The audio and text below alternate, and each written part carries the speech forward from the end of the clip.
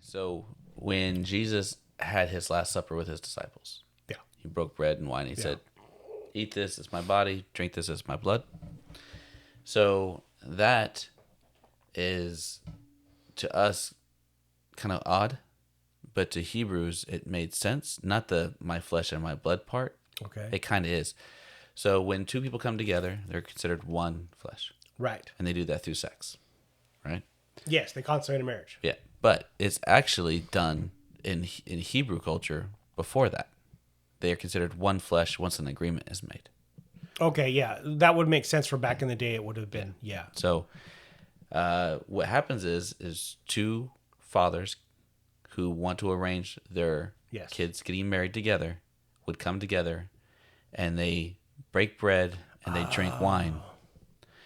And this is the very start of the marriage ceremony. So he took it to a whole new level, which is why the 80 said, I can't hang with this, or however many of the 80 walked away from him permanently. Yep. He took it to a whole new level. So if you can't do this, you can't be yeah. part of me. Oh, that's cool. Okay. And they would understand that as far as... So part of making that prearranged marriage was a breaking of bread, as a covenant through the breaking. Yeah, and when they ate the bread and they drank the wine, that seals they are now one. So that was their culture. Yeah. So we both ate from the same bread and we both drank from the same cup.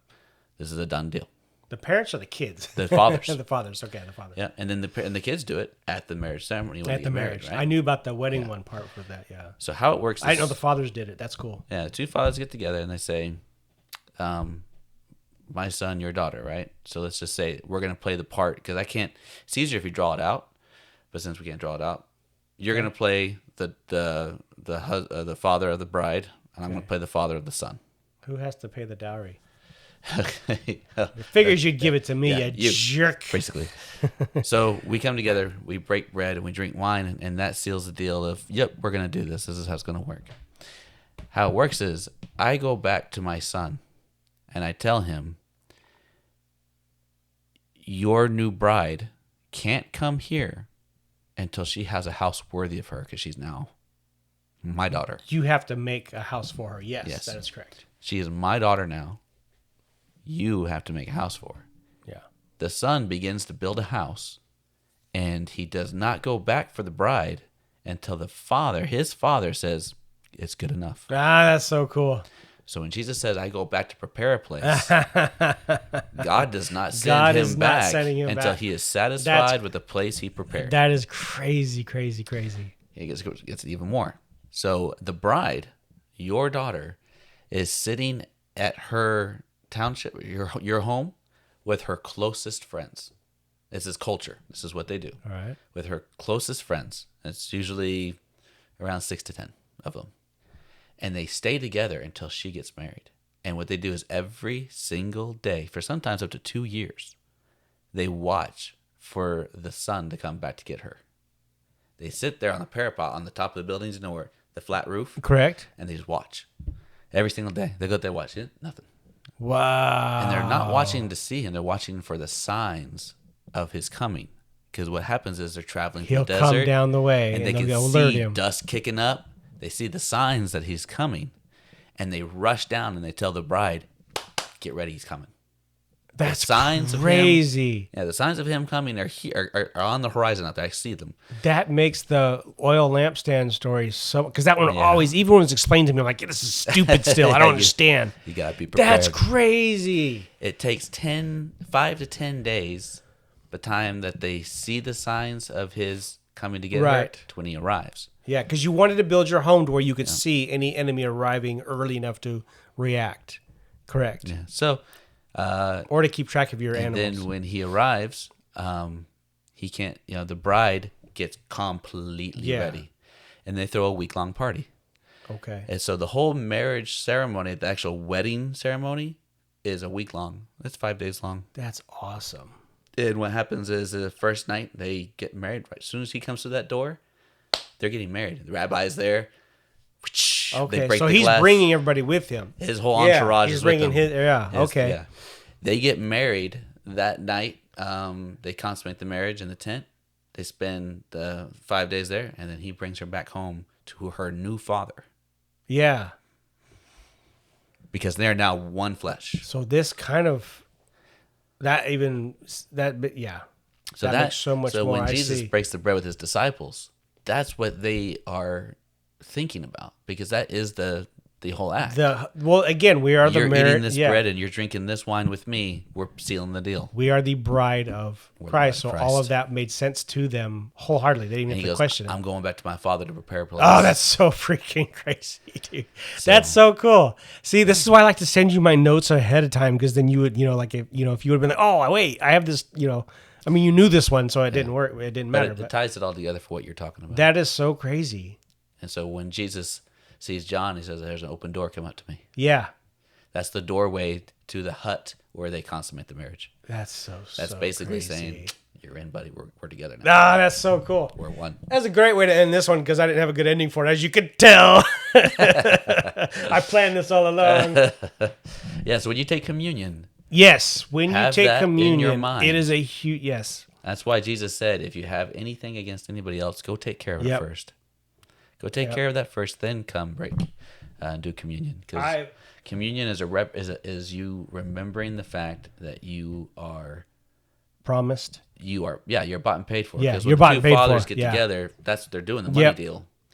I'll give you this much, blah blah blah. They eat the bread, drink the wine, that seals the deal. That is so crazy. And from that point on, they're considered married. But it's like, they can still break the deal. It's just really, it's bad. Bad mojo if you break the deal. But yeah. So That okay. Yeah. I like that. And I've always communion has always been a big deal. It was always one thing that was hammered into me was you better be right. You better have yourself together and be but they appreciative and understand. all of our years in church, not one single pastor ever explained communion. No, never talked Never about once. no. I learned it from a Messianic Jewish teacher. I think I learned it from an old gentleman in church later on down the road, probably my, maybe tween years or something, who I just kind of like. I think it was Daryl. I think it might have been old Pastor Daryl, the youth pastor I had. Yeah. Maybe. Yeah, I think it might have been him. That dude was in that job. He was the only one that I trusted in the churches. Yeah. He was such a good dude. He was awesome. Yeah, I hope he's still doing well.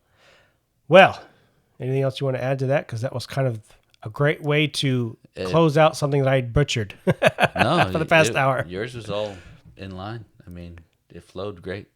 So I'll it chop this depends. one We up. both read scripture and we both have two different things. Yes. So all that we both 100% can say that the scripture says is be prepared. Yes.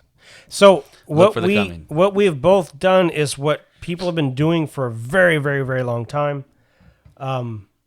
Still to this day, you can find both sides. Not a lot of people lean on mid just because of dates and times and whatnot. And it's very violent in an opposite way.